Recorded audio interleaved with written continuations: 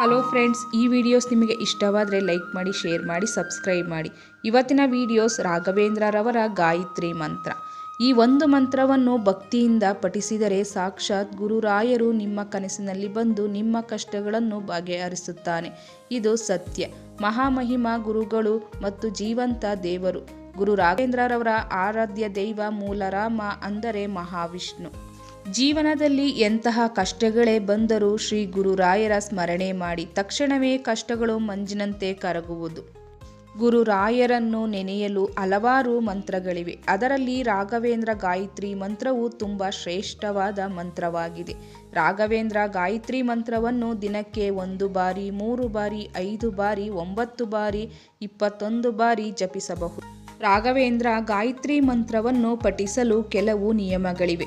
ಅವುಗಳನ್ನು ನೀವು ಪಾಲಿಸಿದರೆ ಶ್ರೀ ಗುರುರಾಯರು ನಿಮ್ಮ ಕನಸಿನಲ್ಲಿ ಬಂದು ನಿಮಗೆ ಅನುಗ್ರಹಿಸಿ ನಿಮ್ಮ ಸಕಲ ಕಷ್ಟಗಳನ್ನು ಕಳೆಯುತ್ತಾರೆ.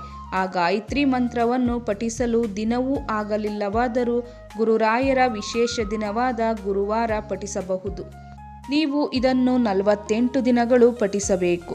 ಶ್ರೀ ರಾಘವೇಂದ್ರ ಗಾಯತ್ರಿ ಮಂತ್ರದ ವ್ರತವನ್ನು ಆರಂಭಿಸಲು ಗುರುವಾರ ಅಥವಾ ಶುಕ್ಲ ಪಕ್ಷ ಪುಷ್ಯ ನಕ್ಷತ್ರ ದಿನಗಳಲ್ಲಿ ತುಂಬ ವಿಶೇಷ ಶಕ್ತಿ ಇರುತ್ತದೆ.